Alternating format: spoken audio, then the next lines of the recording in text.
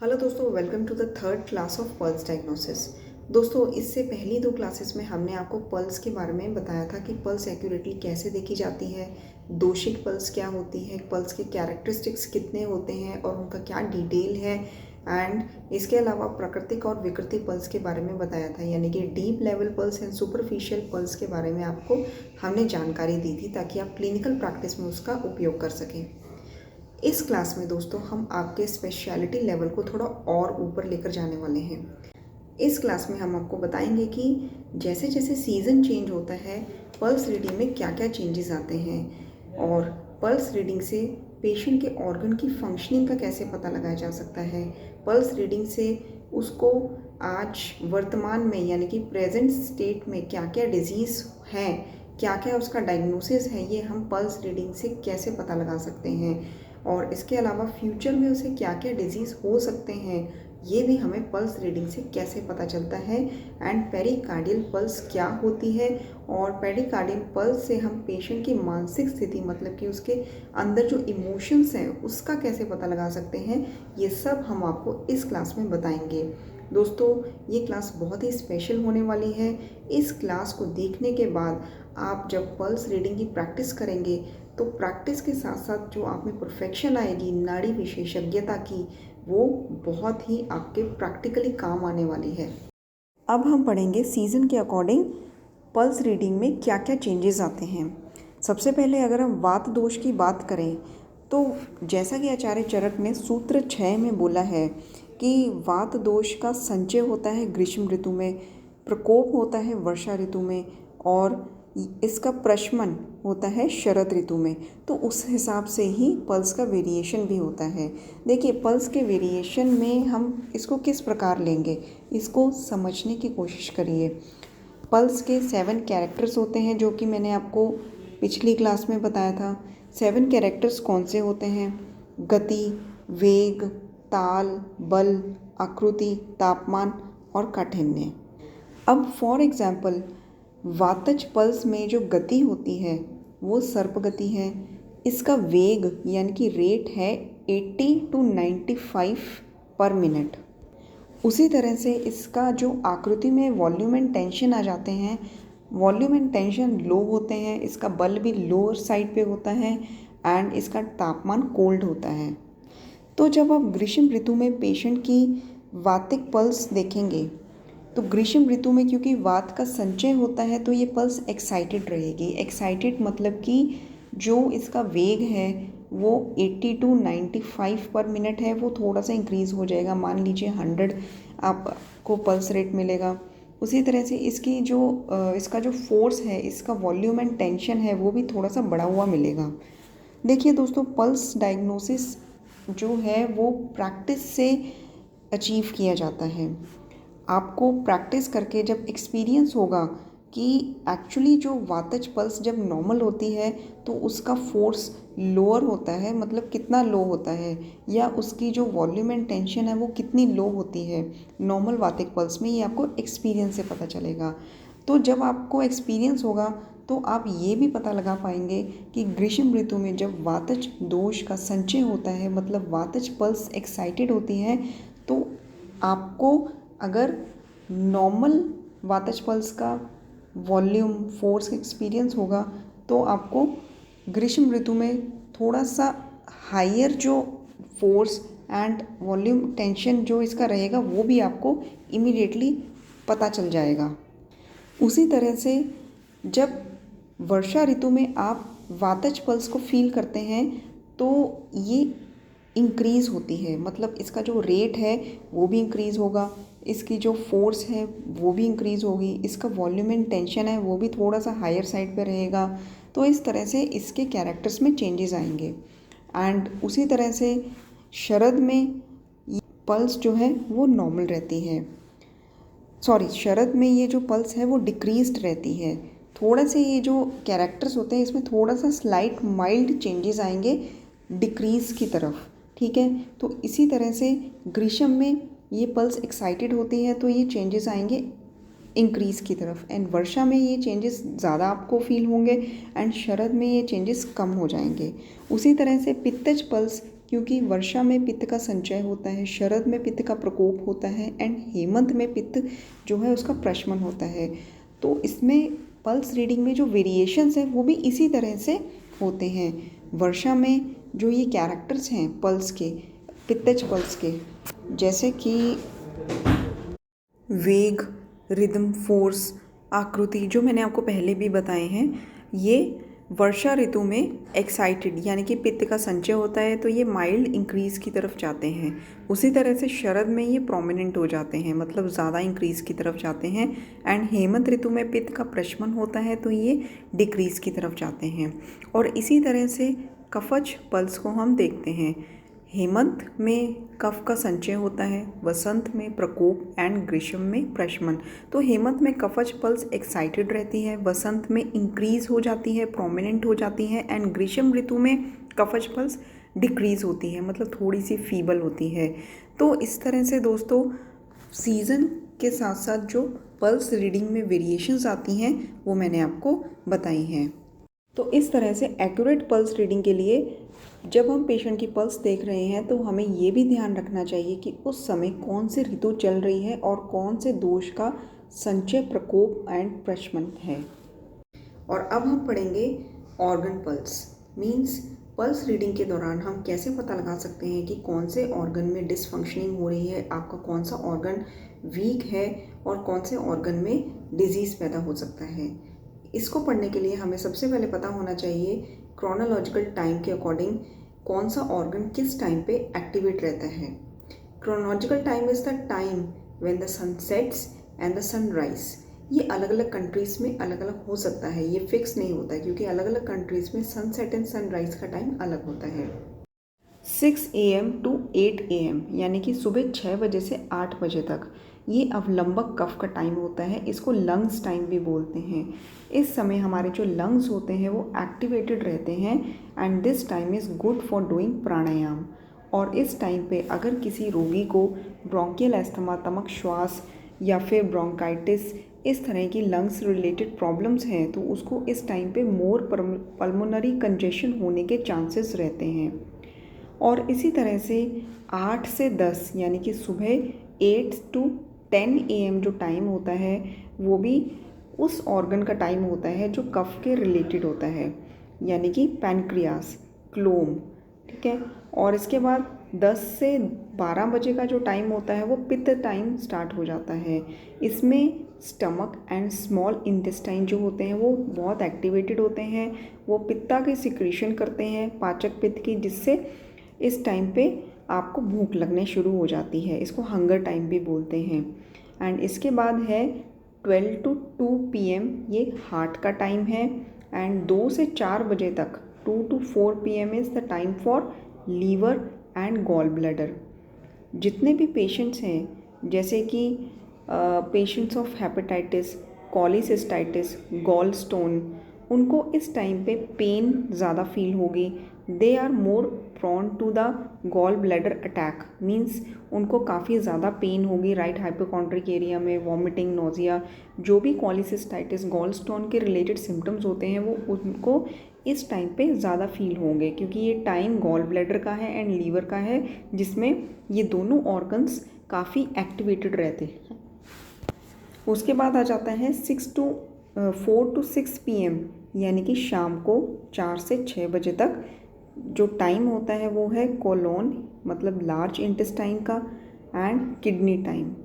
इस समय आपको फील होता है कि जैसे चाय या कॉफ़ी मिल जाए ताकि आपको और ज़्यादा एनर्जेटिक फील हो। इस समय आप टायर्ड रहते हैं क्योंकि एड्रीनल फंक्शन आपका इस समय लोअर साइड पे रहता है। टायर्डनेस, फटीग, लेथार्जी महसूस होती है। एंड इसके बाद आ जाता है फिर से लंग्स का टाइम यानी कि कफ टाइम 6 to 8 PM, ठीक है। And then 8 to 10 PM again pancreatic, जो पैनक्रियास का टाइम आ जाता है। इसमें पैनक्रियास एक्टिवेटेड रहता है और इसमें आपको हाइपोग्लिसमिक फील होने लगता है, मतलब आपका ब्लड शुगर लेवल है वो लोअर साइड पे जाने लगता है। ऑब्वियसली पैनक्रियास जो है उसका फंक्शन ही यही है कि वो वैसे तो उसके कई फंक्शंस हैं, लेकिन उसका जो one of the main function है वो इंसुलिन सिक्रीशन है। तो इस टाइम पे वो एक्टिवेटेड हो जाता है एंड इंसुलिन सिक्रीट करता है, आपकी blood sugar level lower side पे जाती है। तो इस समय आपको एक हाइपोग्लिसमिक फील होता है। इसमें एक और इम्पॉर्टेंट पॉइंट है कि जो आपके रोगी हैं, जो डायबिटिक पेशेंट्स हैं, उनको इस टाइम पे थोड़ा प्रिकॉशनरी लेवल पे बिहेव करना चाहिए उनको, क्योंकि उनकी अगर शुगर है कंट्रोल रहती है तो इस समय उनका पैनक्रियास एक्टिवेटेड रहता है, तो उनकी शुगर लोअर साइड पे भी जा सकती है, हाइपोग्लिसमिक अटैक उनको इस टाइम पर भी हो सकता है। नेक्स्ट है 10 to 12, ये टाइम फिर से आ जाता है स्टमक एंड स्मॉल इंटेस्टाइन का, जब ये ऑर्गन्स एक्टिवेट रहते हैं, पित्ता को ज़्यादा सिक्रीट करते हैं, हाइपर एसिडिटी के चांसेस इस टाइम पे ज़्यादा आते हैं। And then 12 to 2 AM midnight के बाद जो टाइम होता है 12 से 2, वो भी हार्ट का टाइम है। एंड देन 2 to 4 PM आपका आ जाता है स्प्लीन का टाइम, जिसमें रंजक पित्त जो है वो एक्टिवेटेड रहता है। एंड सुबह 4 से 6 बजे तक डिसेंडिंग कोलोन एंड ब्लैडर का टाइम होता है। तो इस तरह से दोस्तों अलग अलग टाइमिंग्स पर अलग अलग ऑर्गन्स जो हैं एक्टिवेटेड रहते हैं। सुबह 6 से 10 बजे तक क्योंकि कफ टाइम होता है, तो इसमें जितने भी ऑर्गन्स जो कफ रिलेटेड होते हैं वो एक्टिवेटेड रहते हैं, जैसे कि लंग्स एंड पैनक्रियास। 10 से 2 बजे तक का टाइम पित्त टाइम का होता है, तो इसमें पित्त रिलेटेड ऑर्गन्स जो है स्टमक है, स्मॉल इंटेस्टाइन है एंड हार्ट है, वो एक्टिवेट रहता है। 2 से लेके 6 बजे तक वाता टाइम रहता है, तो इसमें पक्वाशय में, क्योंकि हमने पढ़ा है कि वायु का जो स्थान है पक्वाशय है, तो इसमें colon, kidney time, liver and gall bladder time रहता है। एंड फिर से रिपीट वही शाम को 6 से लेके 10 बजे तक कफ टाइम रहता है, जो कि लंग्स एंड पैनक्रियास का टाइम है। 10 से 2 again stomach and small intestine and heart का टाइम है। और इसके बाद जो 6 to 4 PM ये आपका स्प्लीन का टाइम आ जाता है। एंड सुबह 4 से लेके 6 बजे तक डिसेंडिंग कोलोन एंड ब्लैडर का टाइम आता है। दोस्तों वैसे तो हम मेल पेशेंट में राइट साइड की पल्स चेक करते हैं एंड फीमेल पेशेंट में लेफ़्ट साइड की पल्स चेक करते हैं, बट अगर हमें पेशेंट के बारे में और डिटेल में जानना है तो हमें उसके दोनों हाथों की पल्स चेक करनी चाहिए। इसके लिए हमें पहले एक साइड की पल्स रीडिंग में मास्टरी करनी पड़ेगी, जो कि हमें प्रैक्टिस से आएगी। देखिए, जब हम पेशेंट की दोनों हाथों की पल्स चेक करते हैं, राइट हैंड की एंड लेफ़्ट हैंड की, और हमें अगर फील होता है कि इसकी राइट हैंड की पल्स जो है फॉर एग्जांपल ज़्यादा प्रोमिनेंट है, ज़्यादा फील हो रही है अच्छे से, तो इसका मतलब ये हुआ कि इसमें कई पॉइंट्स हैं, जैसे कि वो जब ब्रीदिंग ले रहा है दोनों नॉस्ट्रिल से, तो राइट नॉस्ट्रिल की ब्रीदिंग उसकी ज़्यादा है।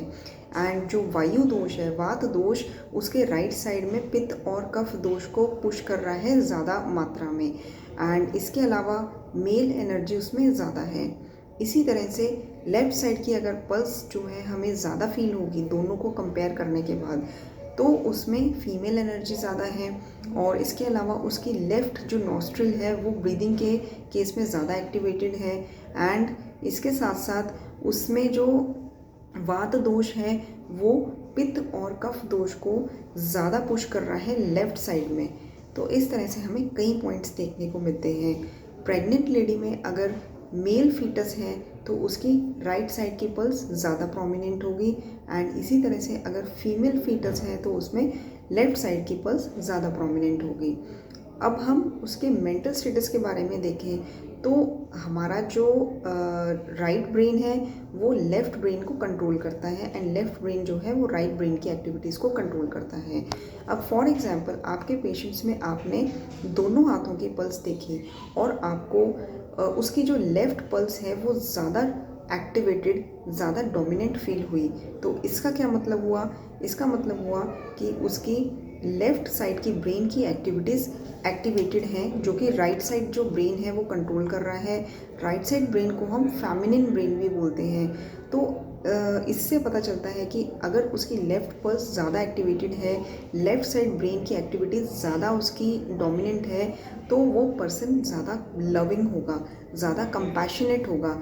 और उसी तरह से हम जो लेफ़्ट ब्रेन है उसको मस्कुलिन बोलते हैं, क्योंकि वो राइट ब्रेन की जो एक्टिविटीज़ हैं वो कंट्रोल करता है। अगर फॉर एग्जांपल आपके पेशेंट में दोनों हैंड्स में पल्स चेक करने के बाद राइट साइड की जो पल्स है वो डोमिनेटिंग फील होती है, इसका मतलब उसकी राइट साइड ब्रेन एक्टिविटीज़ ज़्यादा काम कर रही हैं, जो कि कंट्रोल कर रहा है लेफ़्ट ब्रेन।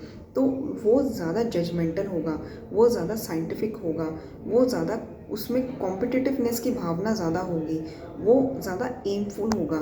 तो इस तरह से दोनों पल्स को चेक करके कंपेयर करके हम अपने पेशेंट की मेंटल स्थिति के बारे में ज़्यादा जान सकते हैं। एंड अगर आपका पेशेंट डीप मेडिटेशन करता है तो दोनों पल्स मतलब राइट एंड लेफ्ट हैंड की पल्स चेक करने के बाद आपको पता चलेगा कि दोनों पल्स इक्वल हैं, कोई भी पल्स ज़्यादा या कम नहीं है, दोनों साइड पर एनर्जी का फ्लो है वो इक्वल है। तो इसको हम न्यूट्रल पल्स भी कहते हैं। तो इस तरह से हमें पता चलेगा कि वो डीप मेडिटेशन की प्रैक्टिस करता है। इसके बाद हम जानेंगे पल्स रीडिंग के द्वारा हम ऑर्गन्स के फंक्शन का कैसे पता लगा सकते हैं। जितने भी हॉलो ऑर्गन्स होते हैं जैसे कि कोलोन, गॉल ब्लैडर, इनका पता हमें सुपरफिशियल पल्स यानी कि फर्स्ट लेवल पल्स से पता चलता है। एंड जितने भी सेमी सॉलिड ऑर्गन्स होते हैं जैसे कि लिवर एक्सेट्रा, इनका पता हमें डीप लेवल पल्स यानी कि 7th लेवल पल्स से पता चलता है। Superficial and deep level pulse के बारे में मैं ऑलरेडी आपको बता चुकी हूँ। पेशेंट के राइट हैंड साइड की सुपरफिशियल पल्स से हमें 3 ऑर्गन्स का पता चलता है, colon, gall bladder and pericardium. जब हम अपनी इंडेक्स फिंगर से पेशेंट के राइट हैंड साइड से पल्स को फील करेंगे तो इंडेक्स फिंगर पर जो पल्स थ्रॉब हमें फील होगी वो कोलोन का स्टेटस बताएगी, एंड मिडल फिंगर की पल्स थ्रॉब हमें गॉल ब्लैडर का स्टेटस बताएगी, एंड जो रिंग फिंगर है उसकी सुपरफिशियल जो पल्स थ्रॉब है वो हमें पेरिकार्डियम का स्टेटस बताएगी। तो इस तरह से हमें इन ऑर्गन्स के डिसफंक्शन का भी पता रहता है। देखिए, जो ऑर्गन वीक है उसकी पल्स थ्रॉब जो है वो वीक फील होगी, हमें फीबल पल्स फील होगी। इसका मतलब कि वो ऑर्गन किसी कारण से वीक हो चुका है, वहाँ पर एक डिफेक्टिव स्पेस यानी कि खर्व वैगुन्य क्रिएट हो चुका है, लेकिन वहाँ पर अभी तक दोषों का संचय नहीं हुआ है, दोषों का एक्यूमुलेशन नहीं हुआ है, क्योंकि वहाँ पे सिर्फ अभी हमें फीबल पल्स फील हो रही है, वीक पल्स फील हो रही है। लेकिन जब हमें वीक पल्स के साथ दोषों का स्पाइक भी फील होने लगता है, मतलब डिस्टल कर्वेचर पर वातिक स्पाइक, मिडल कर्वेचर पर पित्तज स्पाइक एंड प्रॉक्सिमल कर्वेचर पर कफज स्पाइक, ये अलग अलग स्पाइक फील होने लगते हैं। इसका मतलब ये है कि वो वीक ऑर्गन में अभी तक हमने कोई ट्रीटमेंट नहीं दिया पेशेंट को, और इसके चलते दोष जो हैं एग्रेवेटेड दोष वहाँ पर जाकर एक्यूमुलेट हो गए और उन्होंने व्याधि की उत्पत्ति करना स्टार्ट कर दिया है, जिससे जो दोष वहाँ पे एक्यूमुलेट हुआ उसका स्पाइक हमें उस पल्स थ्रॉब पर फील हो गया। अब हम इसे और डिटेल में लेंगे, जैसे कि कोलोन यानी कि लार्ज इंटेस्टाइन, क्योंकि ये हॉलो ऑर्गन है इसकी हमें सुपरफिशियल पल्स फील होगी on the right hand side of the patient under the index finger. Index finger के नीचे यदि हमें पल्स थ्रॉब वीक फील होगी या फीबल पल्स फील होगी, इसका मतलब पेशेंट के कोलोन में कुछ ना कुछ प्रॉब्लम है, उसका कोलोन प्रॉपर फंक्शन नहीं कर रहा है, वहाँ पर खर्व वैगुन्य उत्पन्न हो चुका है। तो उस केस में हम उससे हिस्ट्री लेंगे और उसको ट्रीटमेंट देंगे। बट यदि हमें दोषिक स्पाइक भी फील हो रहा है, मान लीजिए अपनी इंडेक्स फिंगर के मिडल कर्वेचर पर या डिस्टल कर्वेचर पर या फिर प्रॉक्सिमल कर्वेचर पर हमें स्पाइक फील हो रहा है, फॉर एग्जांपल अगर हमें प्रॉक्सिमल कर्वेचर पर कफज स्पाइक फील हो रहा है तो पेशेंट पैरासाइट या वॉर्म इन्फेस्टेशन की हिस्ट्री देगा, मतलब वहाँ पर दोष आ चुके हैं और व्याधियाँ उत्पन्न हो चुकी हैं उस खर्व वैगुन्य में। या फिर वो हमें ट्यूमर इन द कोलोन कुछ ऐसी हिस्ट्री देगा, क्रॉनिक अमीबॉइसिस की हिस्ट्री देगा, कृमि रोग की हिस्ट्री देगा। और इसी तरह से यदि हमें थ्रॉब जो है, जो स्पाइक जो है वो middle curvature of index finger पर फील होता है, मतलब उसे कुछ पित्तज व्याधि है जैसे कि डाइवर्टिक्यूलाइटिस, क्रॉनिक डायरिया की history, appendicitis, dysentery, haemorrhoids, bleeding polyps, कुछ इस तरह के व्याधियों की वो हिस्ट्री आपको दे सकता है। और यदि हमें स्पाइक जो है इंडेक्स फिंगर के डिस्टल कर्वेचर पर फील होती है तो उसको क्रॉनिक कॉन्स्टिपेशन भी हो सकती है, या गैसेस, ब्लॉटिंग, फ्लैटुलेंस की प्रॉब्लम, डाइवर्टिकुलोसिस की प्रॉब्लम, ये सारी प्रॉब्लम्स हो सकती हैं। आप उसको क्वेश्चनिंग करके उसकी हिस्ट्री लेकर डायग्नोस बना सकते हैं। ख वैगुण्य यानी कि डिफेक्टिव स्पेस। ख वैगुण्य हम किसी वीक ऑर्गन को भी कह सकते हैं, स्रोतों को भी कह सकते हैं, या फिर धातुओं यानी कि टिश्यूज़ को भी कह सकते हैं। जो ऑर्गन वीक हो जाता है वहाँ पर ख वैगुण्य बन जाता है, जहाँ पर दोष जो है एक्यूमुलेट होकर व्याधि उत्पन्न करने लगते हैं। अब जैसे कि ख वैगुण्य लीवर में क्रिएट हो गया, यानी कि लीवर जो है किसी कारण से उसमें टॉक्सिन्स एक्यूमुलेट हो गए हैं, वो वीक हो गया है, वहाँ पर ख वैगुण्य बन गया है, तो वहाँ का जो दोष है रंजक पित्त वो प्रकोपित होगा। एंड जो अपान वायु है रंजक पित्त को खींचकर कोलोन में ले आती है, यानी कि पक्वाशय में ले आती है, जिससे patient dark yellow green colour का स्टूल पास करता है। उसी तरह से यानी ख वैगुण्य जब गॉल ब्लैडर में हो जाता है या फिर स्मॉल इंटेस्टाइन में होता है, तब जो पाचक पित्त है वो प्रकोपित होता है, एंड समान वायु एंड अपान वायु पाचक पित्त को नीचे की ओर खींचती है, जिससे पेशेंट को rectal bleeding, burning sensation in anal area, इस तरह के सिम्टम्स आते हैं।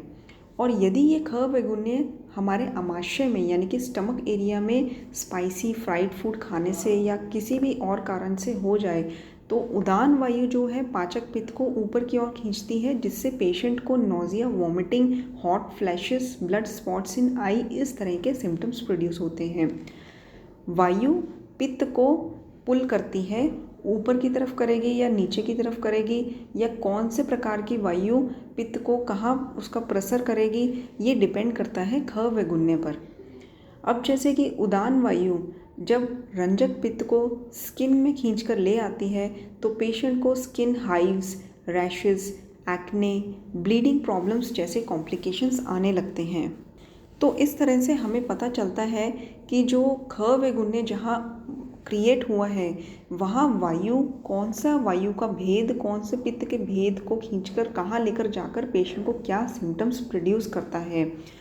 उस पेशेंट की अगर आप हिस्ट्री लेंगे तो उसको पहले वातज सिम्टम्स की हिस्ट्री मिलेगी, जैसे कि कॉन्स्टिपेशन है, ब्लॉटिंग है, इंडाइजेशन है, बर्पिंग है, इंसोम्निया है, मंदाग्नि है।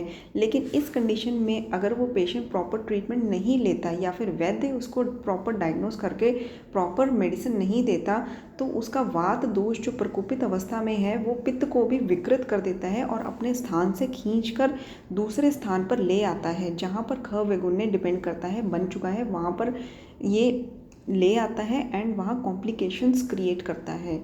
तो इस तरह से हमें पता चलता है दोषों के स्थिति के बारे में, एंड हम प्रॉपर डायग्नोस करके पेशेंट को युक्तिपूर्वक चिकित्सा दे सकते हैं। एंड नेक्स्ट हॉलो ऑर्गन आ जाता है गॉल ब्लैडर। इसकी हमें सुपरफिशियल पल्स थ्रॉब फील होती है on the right hand side of the patient under the middle finger. यदि मिडल फिंगर के प्रॉक्सिमल कर्वेचर पर यानी कि कफज स्पाइक वाली पल्स हमें फील होती है, तो पेशेंट को sluggish gall bladder, excessive kapha in the gall bladder, gall stone या ऑब्स्ट्रक्टिव जॉन्डिस की हिस्ट्री हो सकती है। या फिर पेशेंट आपको ये भी कंप्लेन कर सकता है कि उसको फ्राइड जो फूड है वो खाने से हेडेक या डल एक पेन होती है राइट हाइपोकॉन्ड्रिक एरिया पे। एंड जब हमें फीबल पल्स फील होती है पित्तज स्पाइक पर, मतलब कि middle curvature of the middle finger पर हमें ये पल्स जो है फील होती है, तो पेशेंट आपको कह सकता है कि उसको कॉलीसिस्टाइटिस है, या फिर मतलब डायग्नोस तो आप ही बनाएंगे, लेकिन वो कॉलीसिस्टाइटिस की हिस्ट्री एंड कंप्लेंट्स आपको दे सकता है। Acid indigestion, duodenal ulcer, nausea, vomiting, over secretion of bile, ये सब पेशेंट को हो सकते हैं। पित्तज दोष जो है वो क्या करता है कि एक सेंस ऑफ टाइटनेस क्रिएट करता है in the mid back of the patient. तो ये कंप्लेंट आपको पेशेंट से पूछनी पड़ती है या वो खुद ही ये कंप्लेंट आपको बता देता है। और इसी तरह से जब फीबल पल्स की स्पाइक आपको मिडल फिंगर के डिस्टल कर्वेचर पर फील होती है, यानी कि वातिक स्पाइक आपको फील होती है, then patient can complain that he feels a sense of tightness in the neck and shoulder. ये एक रेफर्ड पेन होती है from gall bladder to the neck and the shoulder of the patient. And इसके साथ साथ हो सकता है कि उसने गॉल ब्लैडर रिमूवल की सर्जरी भी करवा ली हो, यानी कि कॉलीसिस्टेक्टमी की हिस्ट्री भी वो आपको दे सकता है, या फिर deform gall bladder, spasm in the gall bladder, insufficient bile secretion, ये सब हिस्ट्री पेशेंट की हो सकती है। इसके बाद सुपरफिशियल पल्स में थर्ड जो ऑर्गन आ जाता है वो है पेरिकार्डियम। दोस्तों पेरिकार्डियम इज हृदय धरा कला, membranous structure around the heart. ये दो होती हैं, एक तो पेराइटल पेरिकार्डियम एंड एक है विसरल पेरिकार्डियम। एंड इन दोनों कलाओं के बीच में, दोनों मेम्ब्रेनस स्ट्रक्चर के बीच में जो फ्लूइड रहता है पेरिकार्डियल फ्लूइड, उसको हम आयुर्वेद में अवलंबक कफ कहते हैं। पेरिकार्डियल जो पल्स है ये सुपरफिशियल पल्स फील होती है on the right hand side of the patient under the ring finger. अब जो पेरिकार्डियम है ये है हृदय धरा कला, मेम्ब्रेनस स्ट्रक्चर जो हार्ट को कवर करता है अराउंड द हार्ट। जब हार्ट की मूवमेंट होती है देन पेरिकार्डियम भी मूव होती है along the heart and this movement create electric impulse and electric energy. ठीक है, जब हार्ट की मूवमेंट होती है तो हार्ट के बाहर की जो हृदय धरा कला है उसकी भी मूवमेंट होती है and this movement creates electric impulse. जब पेरिकार्डियल पल्स फीबल है इसका मतलब कि पेरिकार्डियल जो फंक्शनिंग है वो प्रॉपर नहीं है। एंड जब आपको रिंग फिंगर पे प्रॉक्सिमल कर्वेचर पे कफज स्पाइक फील होगा, ठीक है, इसका मतलब ये है कि पेरिकार्डियम में कफ जो है अवलंबक कफ ज़्यादा बढ़ गया है और कंजेशन हो गई है पेरिकार्डियम में, जिससे क्या होगा कि अवलंबक कफ आउट ऑफ बैलेंस होके उसकी वृद्धि होके वो प्राणवायु को भी ब्लॉक कर देगा एंड पेशेंट आपको ब्रेडिकार्डिया की स्लो हार्ट रेट की हिस्ट्री देगा। एंड इसके साथ साथ इमोशनल लेवल पर पेशेंट आपको कुछ ऐसी हिस्ट्री देगा जैसे कि उसके कुछ लाइफ में रिलेशनशिप्स हैं, जैसे कि उसकी फैमिली रिलेशंस हैं जो कि डीप सीटेड रिलेशंस हैं, जो अभी तक जिसमें बहुत सारे इश्यूज़ हैं जो कि सॉल्व नहीं हुए हैं, डीप सैडनेस की हिस्ट्री देगा। अगर right side of pericardium blocked है तो उसको राइट बंडल ब्रांच ब्लॉक की भी हिस्ट्री हो सकती है। एंड लेफ्ट साइड की पेरिकार्डियल जो लेयर है उसके अंदर जो अवलंबक कफ है उसने अगर कंजेशन क्रिएट कर दिया है, लेफ्ट साइड की अगर पेरिकार्डियम ब्लॉक है तो आपको वो लेफ्ट बंडल ब्रांच ब्लॉक की हिस्ट्री देगा। जब पेरिकार्डियल पल्स आपको पित्तज लोकेशन पर फील होती है, means at the middle curvature of the ring finger, then patient pericardial inflammation, non inflammatory burning sensation की हिस्ट्री दे सकता है। Non inflammatory burning sensation means उसको कुछ कार्डिक इश्यूज नहीं हैं लेकिन उसको हाइपर एसिडिटी, गैस्ट्राइटिस की हिस्ट्री हो सकती है। और इसके पीछे जो उसके इमोशनल स्टेटस है, मानसिक स्थिति है, वो हेट्रेड, किसी से बहुत ज़्यादा गुस्सा, एंगर, फीलिंग ऑफ रिजेक्शन, ये सारे फीलिंग्स हो सकती हैं। आप उसको हिस्ट्री लेकर पूछ सकते हैं जो कि इन सब का कारण हो सकती है। एंड इसी तरह से जब पेरिकार्डियल पल्स वातज लोकेशन पर फीबल थ्रॉप देती है, यानी कि distal curvature of the ring finger, then उसको हिस्ट्री हो सकती है कि उसकी पल्स जो है वो इरेगुलर है, उसको आर्ट्रियल फ्लटर, आर्ट्रियल फिब्रिलेशन की हिस्ट्री हो सकती है। एंड इमोशनल लेवल पर उसकी हिस्ट्री हो सकती है deep seated fear, anxiety, loneliness, insecurity. तो इस तरह से दोस्तों हमें पेरिकार्डियल पल्स से पेशेंट के डिजीज़ का डायग्नोस भी हो जाता है और पेशेंट का जो इमोशनल लेवल है उसका भी पता चल जाता है। डियर डॉक्टर्स, जैसे हमें हॉलो ऑर्गन्स का पता सुपरफिशियल पल्स से चलता है, वैसे ही हमें सेमी सॉलिड ऑर्गन्स का फंक्शनिंग के बारे में डीप पल्स से पता चलता है। तो अब हम बात करेंगे पेशेंट के राइट हैंड साइड पे डीप पल्स से किन किन ऑर्गन्स का पता चलता है, उनके किस फंक्शन और डिसफंक्शन के बारे में हमें पल्स रीडिंग से पता चलता है। सबसे पहले हैं लंग्स। देखिए, अगर हम अपनी इंडेक्स फिंगर से पल्स को फील करेंगे on the right hand side of the patient, हमें लंग्स के स्टेटस के बारे में पता चलेगा।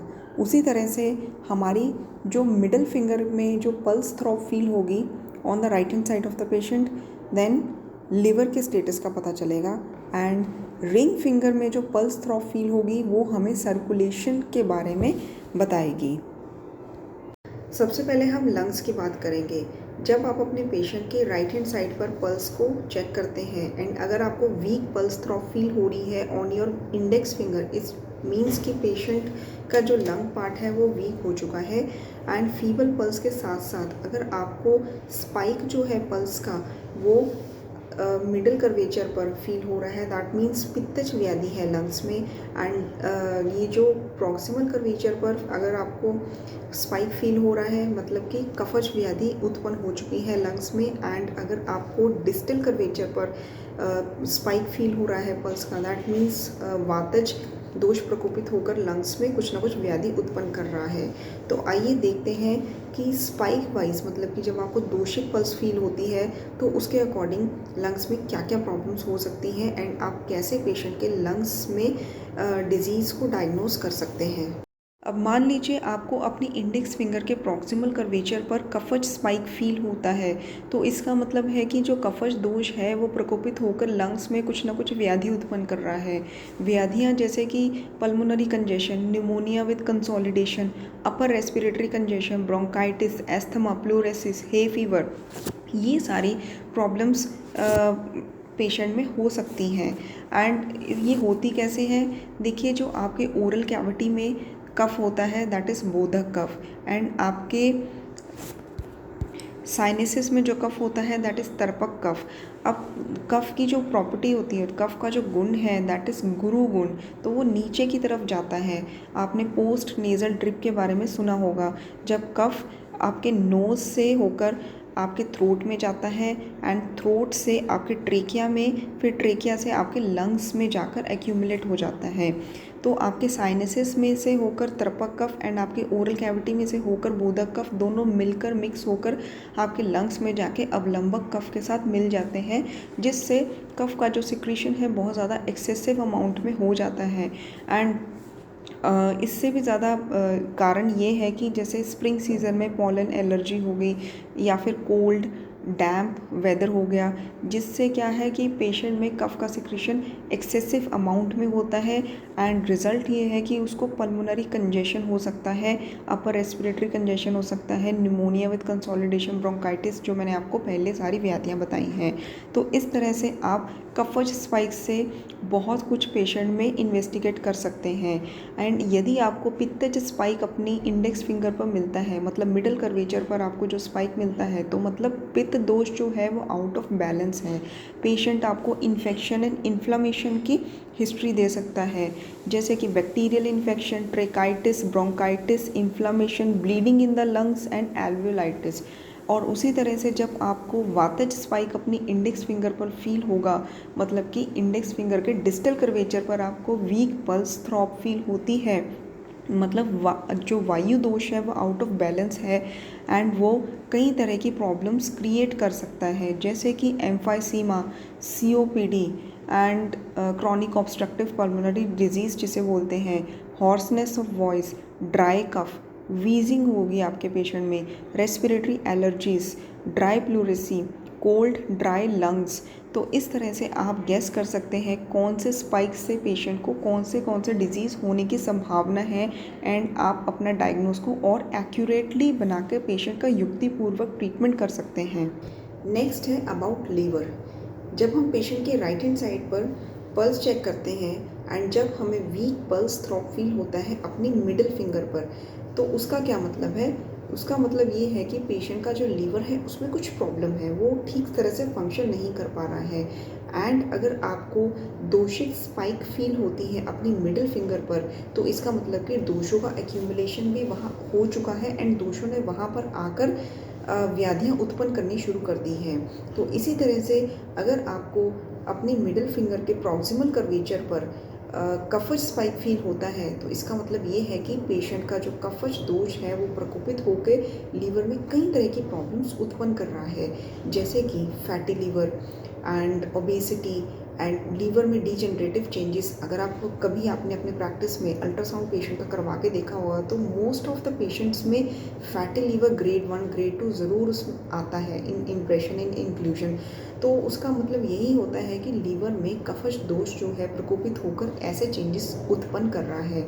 अब देखिए जो लीवर है वो कोलेस्ट्रॉल को कन्वर्ट करके with the help of some enzymes testosterone में कन्वर्ट करता है, तो जिससे पेशेंट का जो लिबिडो है वो बना रहता है। बट अगर कफ एक्सेस अमाउंट में होता है तो cholesterol is unable to convert into testosterone and patient का लिबिडो जो होता है लोअर साइड पे रहता है।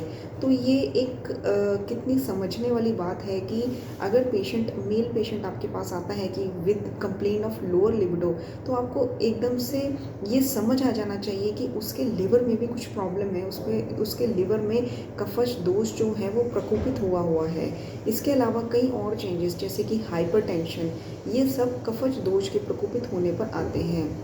इसके बाद आता है कि अगर आपको मिडिल फिंगर के मिडिल कर्वेचर पर, मतलब कि मिडिल फिंगर के मिडिल कर्वेचर पर पित्तज स्पाइक फील होता है, देन इसका मतलब पेशेंट के लीवर में एक्सेस पित्त जो है प्रकोपित हुआ है, जो कई तरह की प्रॉब्लम्स उत्पन्न करेगा। अब पेशेंट के लीवर में एक्सेसिव अमाउंट ऑफ पित्त जो है वो मतलब रंजक पित्त को प्रकोपित करेगा एंड रंजक पित्त हेपेटाइटिस ए को उत्पन्न करता है, जिससे पेशेंट को जॉन्डिस होगा।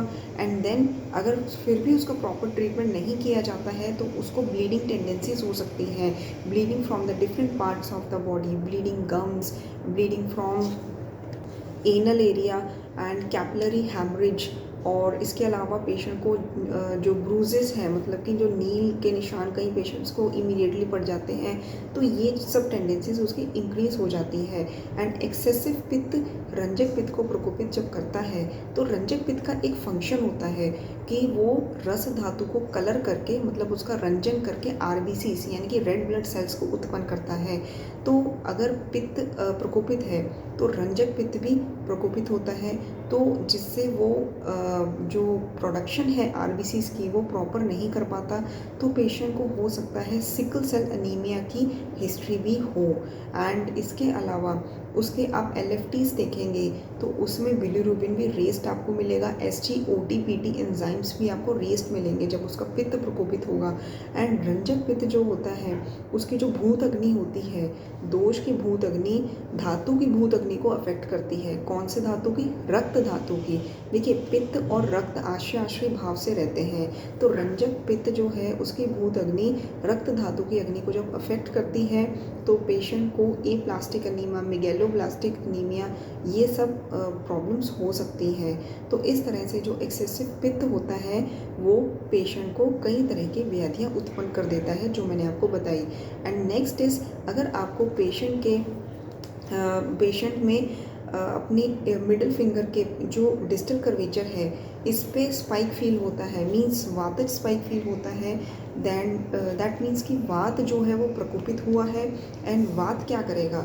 वो लीवर में सिरोसिस उत्पन्न करेगा। सिरोसिस का मतलब क्या होता है कि जो हेपेटिक सेल्स होते हैं, लिवर सेल्स होते हैं, वो श्रिंक हो जाते हैं।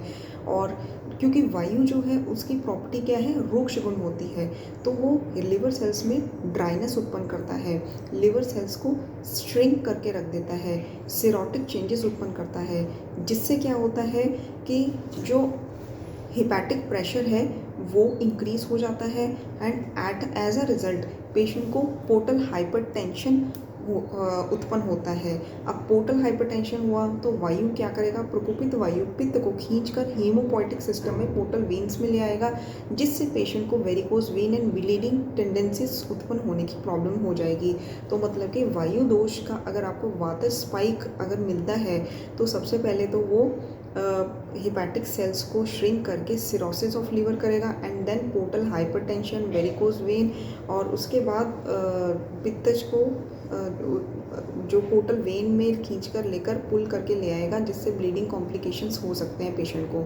तो इस तरह से वात जो है व्याधि उत्पन्न करता है। एंड इसके अलावा जो आपको पेशेंट के एलएफटी की रिपोर्ट्स हैं उसमें क्योंकि पित्त कम है, वायु प्रकोपित हुआ है, तो SGOT-PT एंजाइम जो है वो लोअर साइड में मिलेंगे अगर वात प्रकोपित है, और अगर पित्त प्रकोपित है तो वो हायर साइड में मिलेंगे।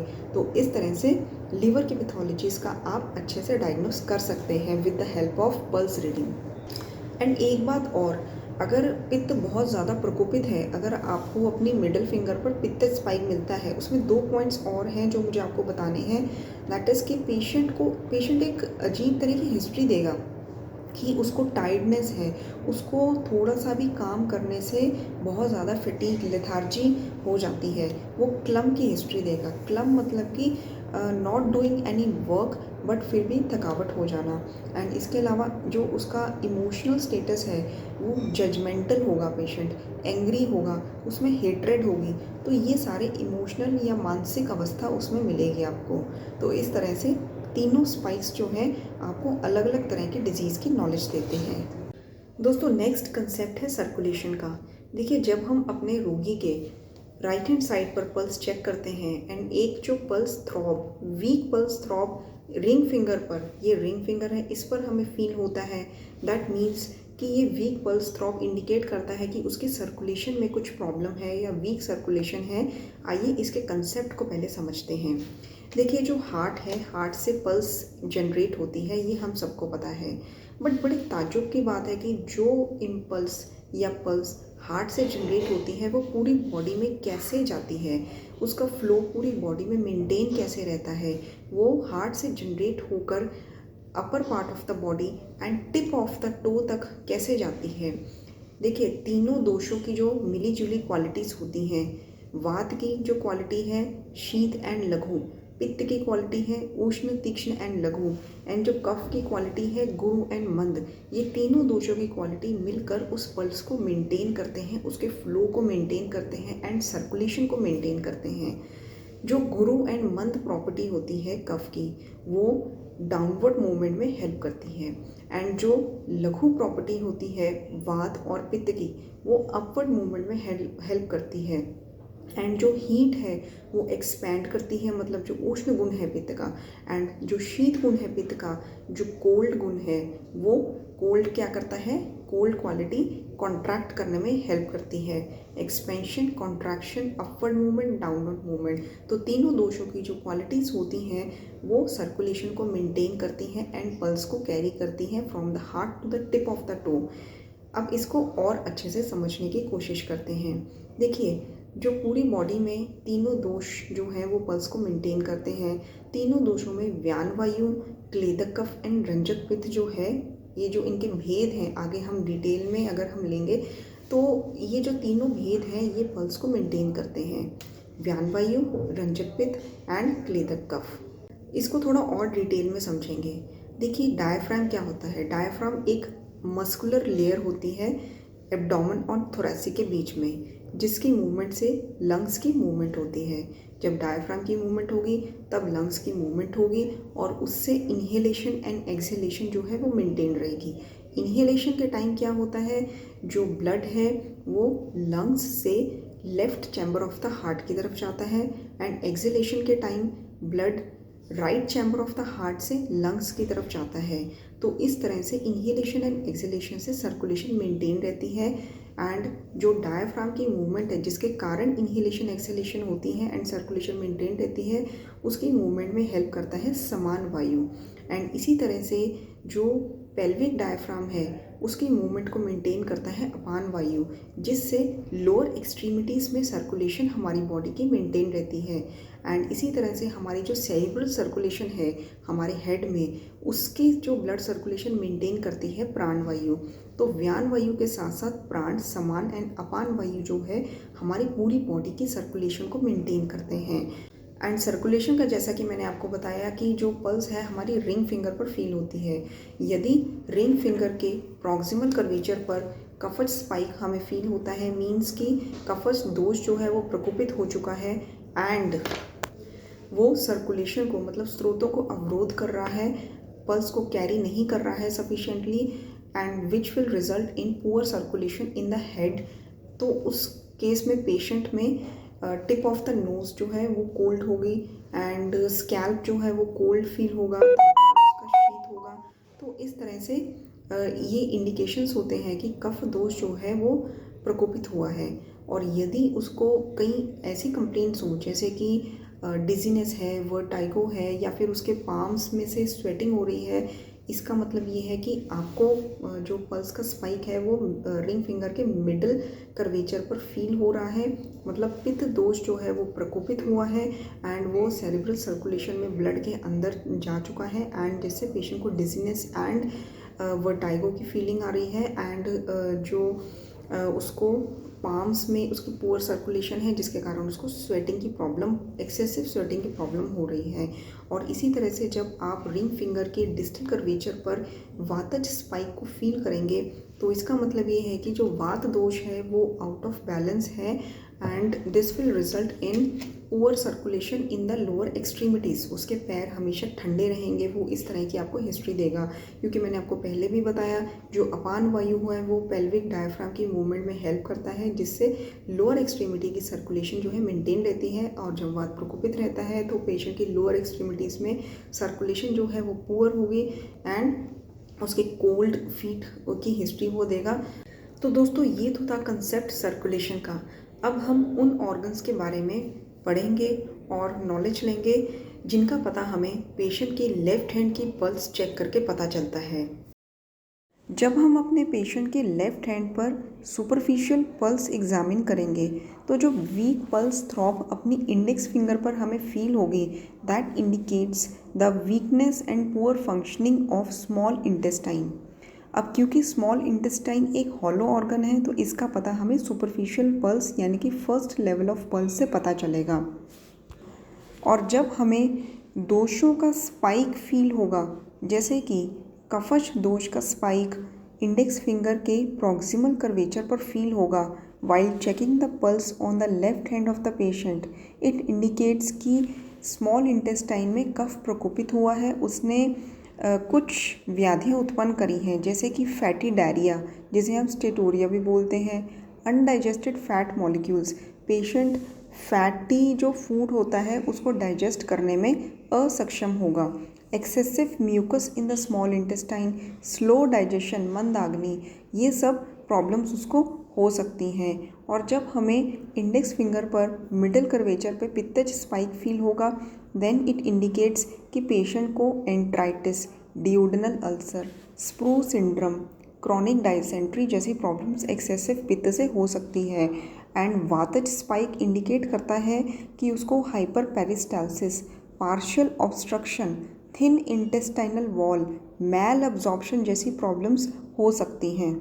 ये तो था सुपरफिशियल पल्स के बारे में, लेकिन जब हम पेशेंट के लेफ्ट हैंड पर डीप पल्स एग्जामिन करते हैं यानी कि 7th लेवल ऑफ पल्स, तो इंडेक्स फिंगर पे जहाँ सुपरफिशियल पल्स हमें स्मॉल इंटेस्टाइन के बारे में बताती है, वहीं पर इंडेक्स फिंगर पे जो डीप पल्स है वो हमें हार्ट के बारे में बताती है, यानी कि सेमी सॉलिड ऑर्गन के बारे में बताती है।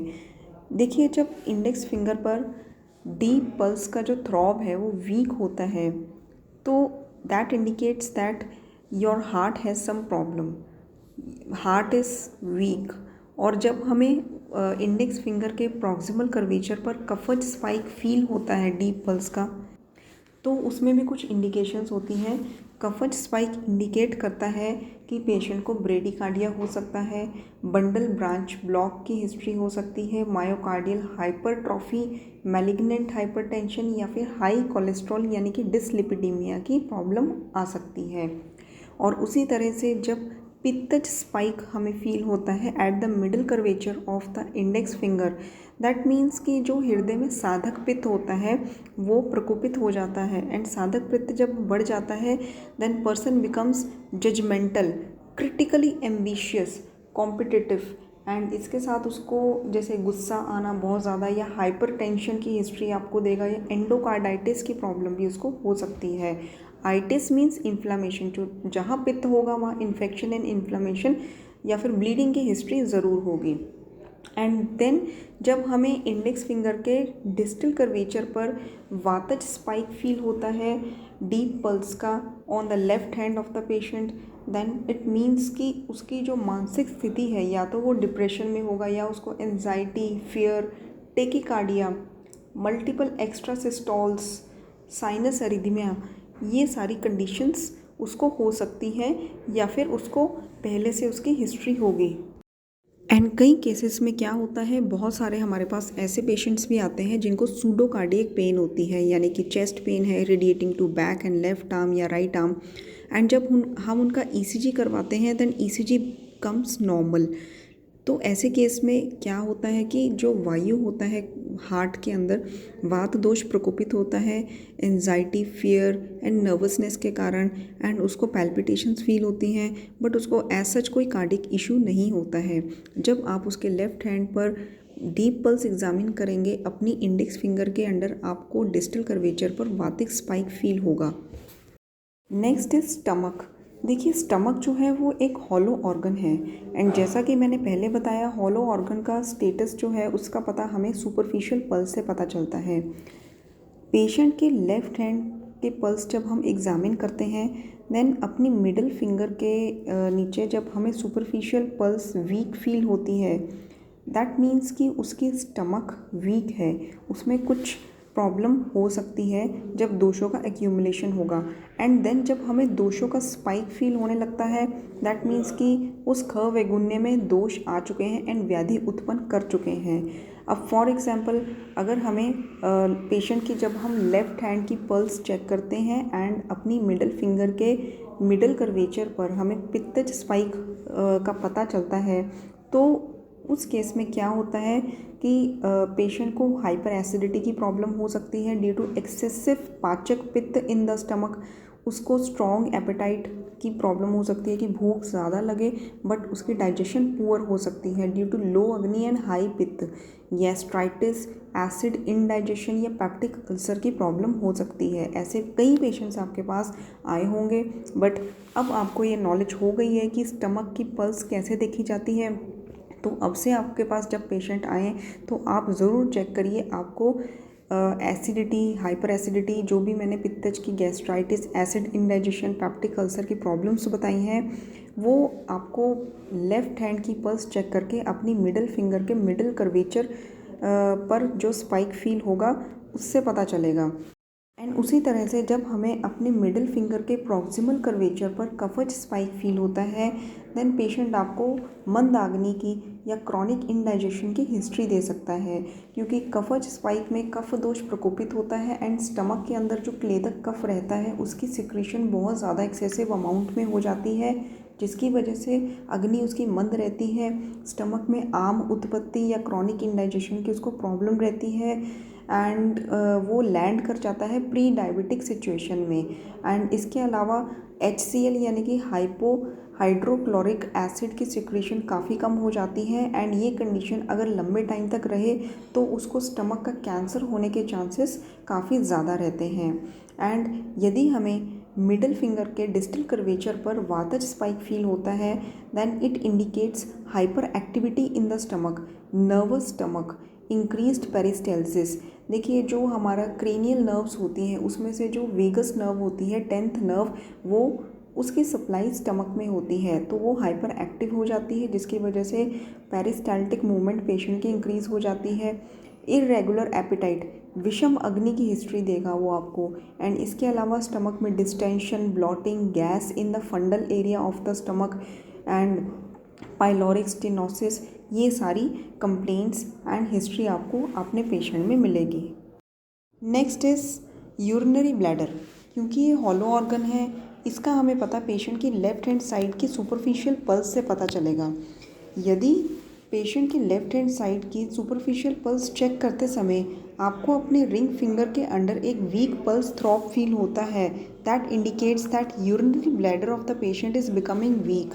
एंड जब उसमें दोषों का एक्यूमुलेशन हो जाएगा तो वहाँ पर व्याधि उत्पन्न हो जाती है, जिसका पता आपको तब चलेगा जब आपको वीक पल्स के साथ साथ रिंग फिंगर पर दोषों के स्पाइक भी फील होंगे।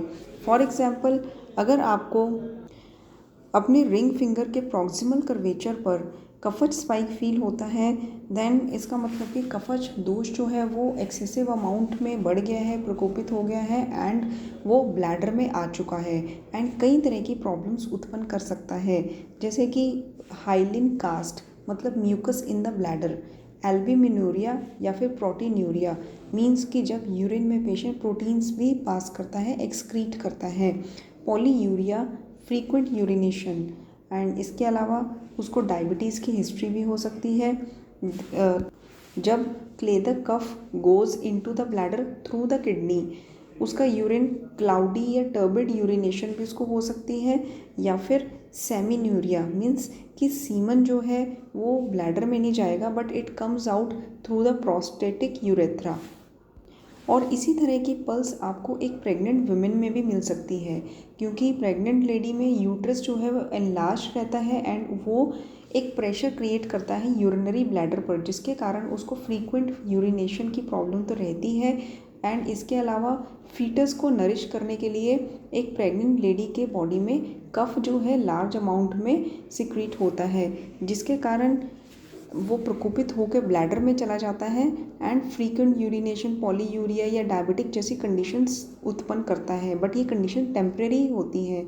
तो इसीलिए जब आप पेशेंट की सुपरफिशियल पल्स अपनी रिंग फिंगर पर on the left hand of the patient check करेंगे, तो आपको ये ध्यान रखना होगा कि पेशेंट प्रेग्नेंट लेडी तो नहीं है या फिर कोई दूसरा पेशेंट है। एंड जब आप इसी तरह से अपनी रिंग फिंगर के मिडल कर्वेचर पर स्पाइक फील करेंगे, यानी कि पित्तज स्पाइक, तो पेशेंट को कई तरह की कंडीशंस हो सकती हैं, जैसे कि सिस्टाइटिस, बर्निंग यूरिनेशन, ऑब्वियसली क्योंकि पित्त बड़ा हुआ है तो वो दाह तो उत्पन्न करेगा ही, dark yellow coloured urine, hepatitis and acidic pH of the urine. ये सब आपको कंडीशंस पेशेंट की यूरिन रूटीन टेस्ट करवाने से ही पता चल जाएंगी, कंफर्म हो जाएंगी, क्योंकि पता तो आपको पल्स रीडिंग से ही ऐसी कंडीशंस का चल गया है, but you need to confirm through urine routine test. And इसके अलावा उसको और क्या कंडीशंस हो सकती हैं, देखिए जहाँ पित्त बड़ा है वहाँ पर ब्लीडिंग की इंडिकेशंस भी हो सकती हैं, तो हेमीचूरिया यानी blood in the urine. And जब आपको वातज स्पाइक फील होगा on the distal curvature of the ring finger of left hand, then उसमें scanty urination, means urine is not filtered properly through the kidney, cold urine and degenerative condition of the kidney, renal failure, incontinence, means कि urine pass करने में उसका कुछ control नहीं है, anuria और suppression of the urine, क्योंकि bladder जो है वो वायु के प्रकोपित होने के कारण एम्प्टी रहेगा एंड ये एक प्राण वायु को भी अफेक्ट करेगा, जिसके कारण पेशेंट जो है यूरेमिक कोमा में भी जा सकता है। मैं आपको 2-3 पॉइंट्स और बताती हूँ। देखिए, पित्तज स्पाइक में मैंने एक पॉइंट कहा था आपको, दैट इज़ हेपेटाइटिस यानी कि बिलीरुबिन्यूरिया। रंजक पित्त जो है वो लीवर में excess amount of bile pigment secrete करता है, जो कि बिलीरुबिन में कन्वर्ट हो जाती हैं and ultimately bilirubin is secreted into the urine and patient passes dark yellow colored urine and turmeric colored urine। ये सिचुएशन को हम बिलीरुबिन्यूरिया कहते हैं एंड इसको हम हेपेटाइटिस भी कहते हैं, जब ब्लैडर में पित्त दोष जो है वो प्रकोपित हो जाता है, जब आपको रिंग फिंगर के मिडिल कर्वेचर पर एक सुपरफिशियल पित्तज स्पाइक जो है वो फील होता है। और उसी तरह से जहाँ मैंने आपको पॉलीयूरिया की कंडीशन कफज स्पाइक में बताई थी, ये कंडीशन आपको ध्यान में रखना है कि वातज स्पाइक में भी उत्पन्न हो सकती है। वातज स्पाइक में जहाँ पेशेंट फॉर्म इन यूरिन, मतलब यूरिन में झाग पास करता है, कोल्ड यूरिन पास करता है, वहीं पर एंजाइटी एंड इनसिक्योरिटी की कंडीशन में, क्योंकि वायु दोष प्रकोपित है तो एंजाइटी इनसिक्योरिटी की मेंटल जो अवस्था है वो ब्लैडर को स्टिमुलेट करेगी, जिससे उसको फ्रीक्वेंटली यूरिन पास करने की कंडीशन रहेगी, यानी कि पॉलीयूरिया की कंडीशन वातज स्पाइक में भी आपको मिल सकती है। आपको प्रॉपर हिस्ट्री भी लेनी है पेशेंट की अलॉन्ग विद पल्स एग्जामिनेशन। इसके बाद हम बात करेंगे स्प्लीन की, क्योंकि स्प्लीन एक सेमी सॉलिड ऑर्गन है, इसका हमें पता डीप पल्स एग्जामिनेशन से चलेगा। पेशेंट के लेफ्ट हैंड पर हम डीप पल्स एग्जामिन करेंगे एंड अपनी मिडल फिंगर के अंडर जब हमें वीक पल्स थ्रॉब फील होगा, that indicates the functioning of spleen.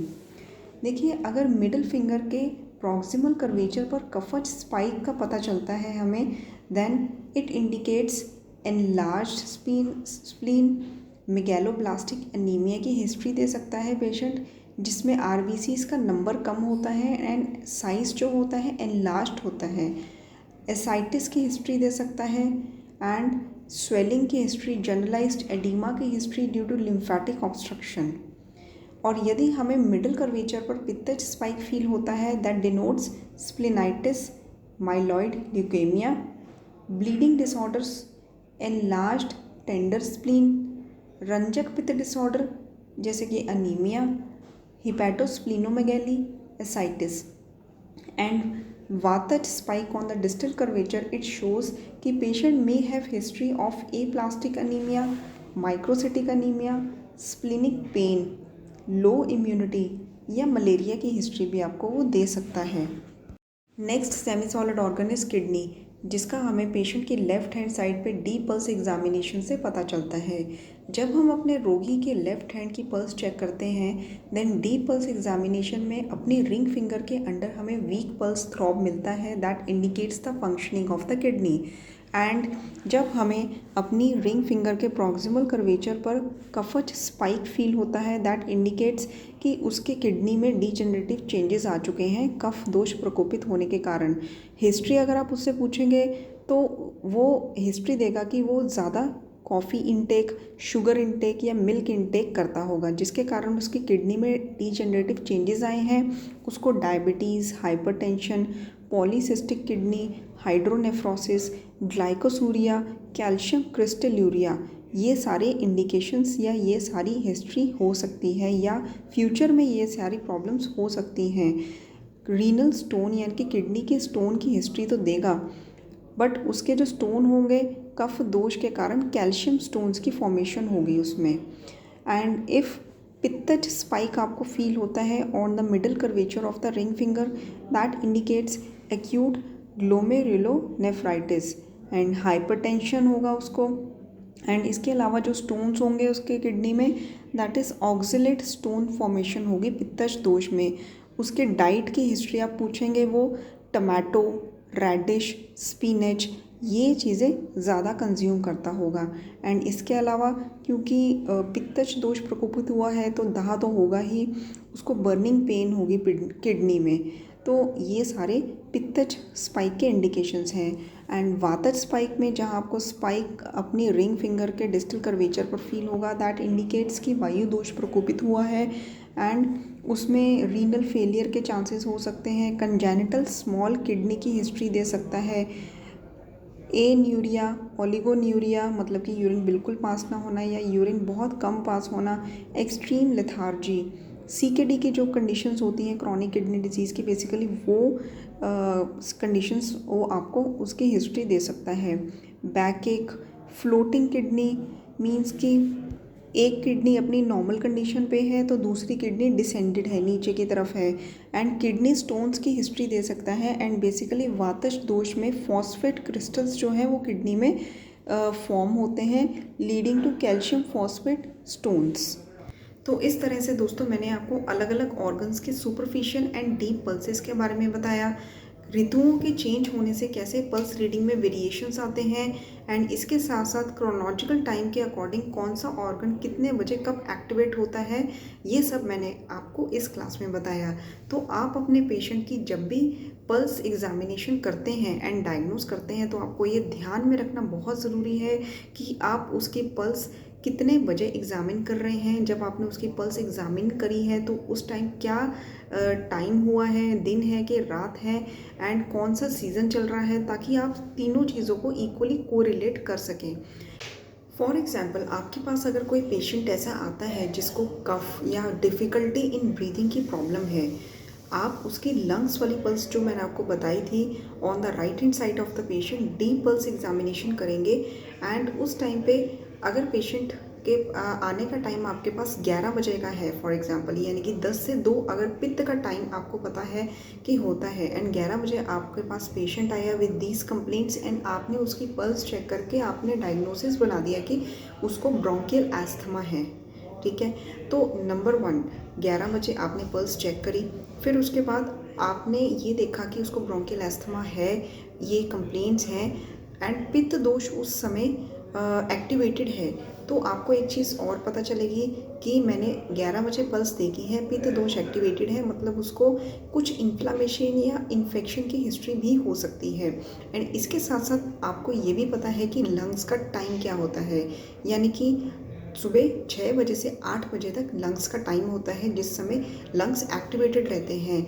तो उस समय आप उसको एडवाइस दे सकते हैं, एक अच्छी सजेशन दे सकते हैं कि 6 से 8 लंग्स का टाइम है, 6 से 8 बजे उसको पल्मोनरी कंजेशन, कफ या डिफ़िकल्टी इन ब्रीदिंग की प्रॉब्लम ज़्यादा रह सकती है, तो उसको उस समय में ज़्यादा प्रिकॉशंस लेने हैं, उस समय में उसको प्राणायाम भी करना है along with taking the medications. तो इस तरह से पेशेंट की पल्स आपने किस टाइम पर देखी, क्या डायग्नोस बनाया और उसके डायग्नोस के अकॉर्डिंग जो ऑर्गन इन्वॉल्व है उसका टाइम क्या है, वो कब एक्टिवेट रहता है, ये सब आप को रिलेट करके उसको एक अच्छा ट्रीटमेंट एंड अच्छा सुजेशन दे सकते हैं। और इसके साथ साथ आपको सीजन्स का भी ध्यान रखना है कि उसके डिजीज़ के रिलेटेड जो दोष इन्वॉल्व हैं वो किस सीज़न में प्रकोपित होते हैं, और उसको ऋतुचर्या, दिनचर्या के बारे में भी आप अच्छे से समझा सकते हैं। तो दोस्तों, आई थिंक ये क्लास आपको काफ़ी यूज़फुल लगी होगी। ये एक अलग ही सुपर स्पेशलिटी का लेवल है जो आप प्रैक्टिस के साथ अचीव कर सकते हैं। एंड मिलते हैं अपने नेक्स्ट क्लास में। Thank you so much.